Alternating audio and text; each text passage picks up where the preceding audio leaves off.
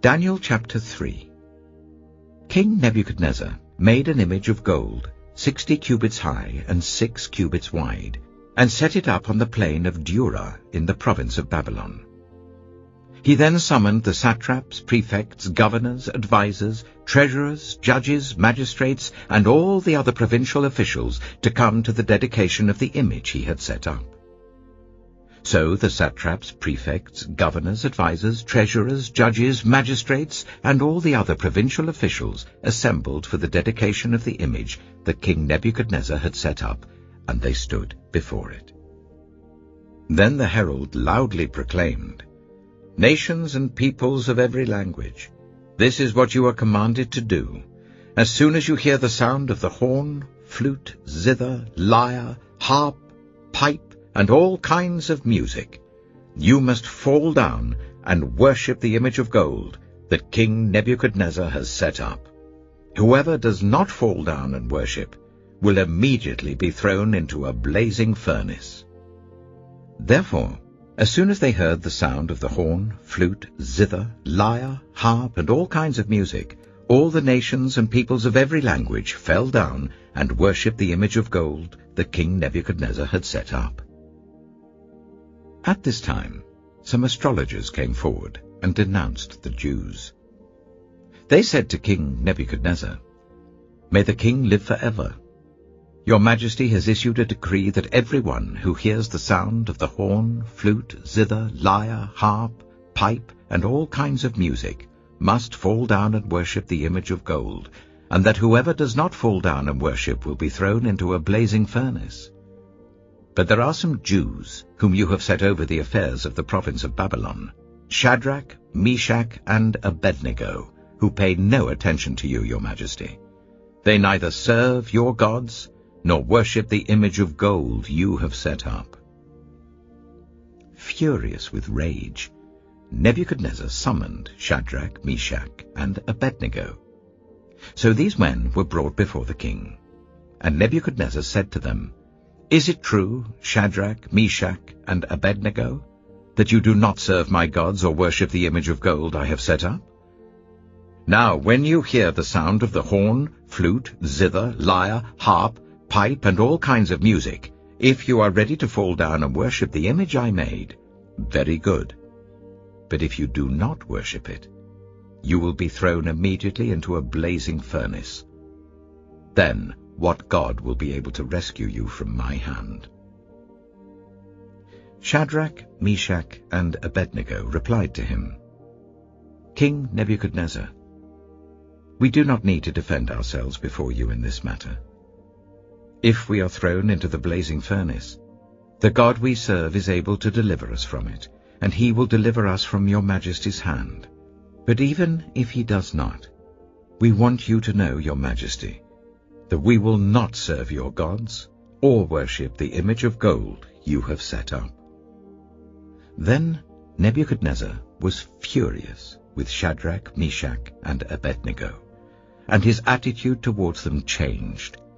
He ordered the furnace to be heated 7 times hotter than usual, and commanded some of the strongest soldiers in his army to tie up Shadrach, Meshach, and Abednego and throw them into the blazing furnace. So these men, wearing their robes, trousers, turbans, and other clothes, were bound and thrown into the blazing furnace. The king's command was so urgent, and the furnace so hot, that the flames of the fire killed the soldiers who took up Shadrach, Meshach, and Abednego, and these 3 men, firmly tied, fell into the blazing furnace. Then King Nebuchadnezzar leapt to his feet in amazement, and asked his advisers, "Weren't there 3 men that we tied up and threw into the fire?" They replied, "Certainly, your Majesty." He said, "Look, I see 4 men walking around in the fire, unbound and unharmed, and the 4th looks like a son of the gods." Nebuchadnezzar then approached the opening of the blazing furnace and shouted, "Shadrach, Meshach, and Abednego, servants of the Most High God, come out! Come here!" So Shadrach, Meshach, and Abednego came out of the fire, and the satraps, prefects, governors, and royal advisers crowded round them. They saw that the fire had not harmed their bodies, nor was a hair of their heads singed. Their robes were not scorched, and there was no smell of fire on them. Then Nebuchadnezzar said, "Praise be to the God of Shadrach, Meshach, and Abednego, who has sent his angel and rescued his servants. They trusted in him and defied the king's command, and were willing to give up their lives rather than serve or worship any god except their own God. Therefore I decree that the people of any nation or language who say anything against the God of Shadrach, Meshach, and Abednego be cut into pieces, and their houses be turned into piles of rubble, for no other God can save in this way." Then the king promoted Shadrach, Meshach, and Abednego in the province of Babylon. Daniel chapter 4. King Nebuchadnezzar, to the nations and peoples of every language who live in all the earth, may you prosper greatly. It is my pleasure to tell you about the miraculous signs and wonders that the Most High God has performed for me. How great are his signs, how mighty his wonders! His kingdom is an eternal kingdom. His dominion endures from generation to generation. I, Nebuchadnezzar, was at home in my palace, contented and prosperous. I had a dream that made me afraid. As I was lying in bed, the images and visions that passed through my mind terrified me. So I commanded that all the wise men of Babylon be brought before me to interpret the dream for me. When the magicians, enchanters, astrologers, and diviners came, I told them the dream, but they could not interpret it for me. Finally, Daniel came into my presence, and I told him the dream. He is called Belteshazzar, after the name of my God, and the spirit of the holy gods is in him. I said, "Belteshazzar, chief of the magicians, I know that the spirit of the holy gods is in you, and no mystery is too difficult for you. Here is my dream, interpret it for me." These are the visions I saw while lying in bed. I looked, and there before me stood a tree in the middle of the land. Its height was enormous. The tree grew large and strong, and its top touched the sky. It was visible to the ends of the earth. Its leaves were beautiful, its fruit abundant, and on it was food for all. Under it the wild animals found shelter, and the birds lived in its branches. From it every creature was fed. In the visions I saw while lying in bed, I looked, and there before me was a holy one, a messenger, coming down from heaven. He called in a loud voice, "Cut down the tree, and trim off its branches. Strip off its leaves and scatter its fruit. Let the animals flee from under it, and the birds from its branches. But let the stump and its roots, bound with iron and bronze, remain in the ground, in the grass of the field. Let him be drenched with the dew of heaven, and let him live with the animals among the plants of the earth. Let his mind be changed from that of a man, and let him be given the mind of an animal, till 7 times pass by for him." The decision is announced by messengers. The holy ones declare the verdict, so that the living may know that the Most High is sovereign over all kingdoms on earth, and gives them to anyone he wishes, and sets over them the lowliest of people. This is the dream that I, King Nebuchadnezzar, had. Now, Belteshazzar, tell me what it means, for none of the wise men in my kingdom can interpret it for me, but you can, because the spirit of the holy gods is in you. Then Daniel, also called Belteshazzar, was greatly perplexed for a time, and his thoughts terrified him. So the king said, "Belteshazzar, do not let the dream or its meaning alarm you." Belteshazzar answered, "My lord, if only the dream applied to your enemies and its meaning to your adversaries. The tree you saw, which grew large and strong, with its top touching the sky, visible to the whole earth, with beautiful leaves and abundant fruit, providing food for all, giving shelter to the wild animals, and having nesting places in its branches for the birds. Your Majesty, you are that tree. You have become great and strong. Your greatness has grown until it reaches the sky, and your dominion extends to distant parts of the earth. Your Majesty saw a holy one, a messenger, coming down from heaven and saying, "Cut down the tree and destroy it, but leave the stump, bound with iron and bronze, in the grass of the field, while its roots remain in the ground. Let him be drenched with the dew of heaven, let him live with the wild animals until 7 times pass by for him." This is the interpretation, Your Majesty, and this is the decree the Most High has issued against my lord the king. You will be driven away from people, and will live with the wild animals. You will eat grass like the ox, and be drenched with the dew of heaven. 7 times will pass by for you, until you acknowledge that the Most High is sovereign over all kingdoms on earth, and gives them to anyone he wishes. The command to leave the stump of the tree with its roots means that your kingdom will be restored to you when you acknowledge that heaven rules. Therefore, Your Majesty, be pleased to accept my advice. Renounce your sins by doing what is right, and your wickedness by being kind to the oppressed. It may be that then your prosperity will continue. All this happened to King Nebuchadnezzar. 12 months later, as the king was walking on the roof of the royal palace of Babylon, he said, "Is not this the great Babylon I have built as the royal residence, by my mighty power and for the glory of my majesty?"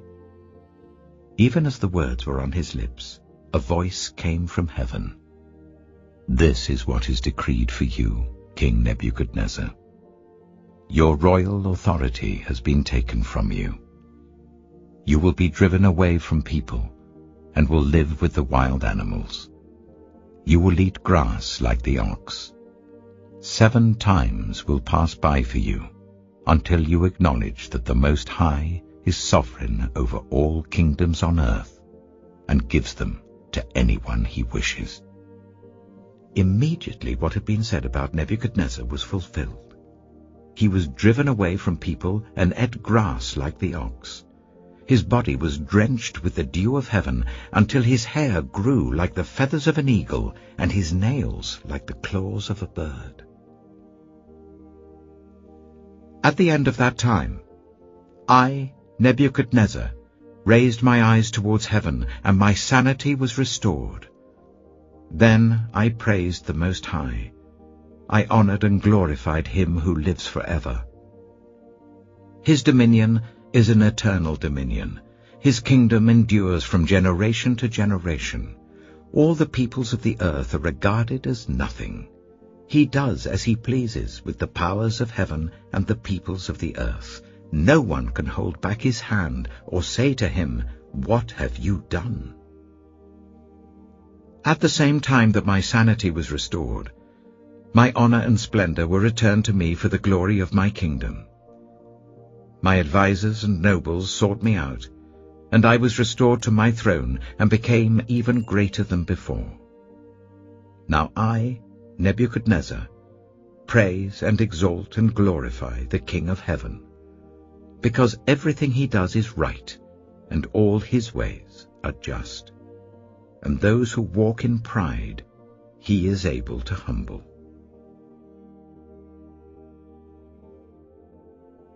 James. James chapter 1. James, a servant of God and of the Lord Jesus Christ, to the 12 tribes scattered among the nations, greetings. Consider it pure joy, my brothers and sisters, whenever you face trials of many kinds, because you know that the testing of your faith produces perseverance. Let perseverance finish its work, so that you may be mature and complete, not lacking anything. If any of you lacks wisdom, you should ask God, who gives generously to all, without finding fault, and it will be given to you. But when you ask, you must believe and not doubt, because the one who doubts is like a wave of the sea, blown and tossed by the wind. That person should not expect to receive anything from the Lord. Such a person is double-minded and unstable in all they do. Believers in humble circumstances ought to take pride in their high position, but the rich should take pride in their humiliation, since they will pass away like a wild flower. For the sun rises with scorching heat and withers the plant. Its blossom falls and its beauty is destroyed. In the same way, the rich will fade away, even while they go about their business. Blessed is the one who perseveres under trial, because, having stood the test, that person will receive the crown of life that the Lord has promised to those who love him. When tempted, no one should say, "God is tempting me." For God cannot be tempted by evil, nor does he tempt anyone. But each person is tempted when they are dragged away by their own evil desire and enticed. Then, after desire has conceived, it gives birth to sin, and sin, when it is full grown, gives birth to death. Don't be deceived, my dear brothers and sisters. Every good and perfect gift is from above, coming down from the Father of the heavenly lights, who does not change like shifting shadows. He chose to give us birth through the word of truth, that we might be a kind of firstfruits of all he created. My dear brothers and sisters, take note of this. Everyone should be quick to listen, slow to speak, and slow to become angry, because human anger does not produce the righteousness that God desires. Therefore get rid of all moral filth and the evil that is so prevalent, and humbly accept the word planted in you, which can save you. Do not merely listen to the word and so deceive yourselves. Do what it says. Anyone who listens to the word but does not do what it says is like someone who looks at his face in a mirror, and after looking at himself goes away and immediately forgets what he looks like. But whoever looks intently into the perfect law that gives freedom and continues in it, not forgetting what they have heard, but doing it, they will be blessed in what they do. Those who consider themselves religious, and yet do not keep a tight rein on their tongues, deceive themselves, and their religion is worthless. Religion that God our Father accepts as pure and faultless is this: to look after orphans and widows in their distress, and to keep oneself from being polluted by the world.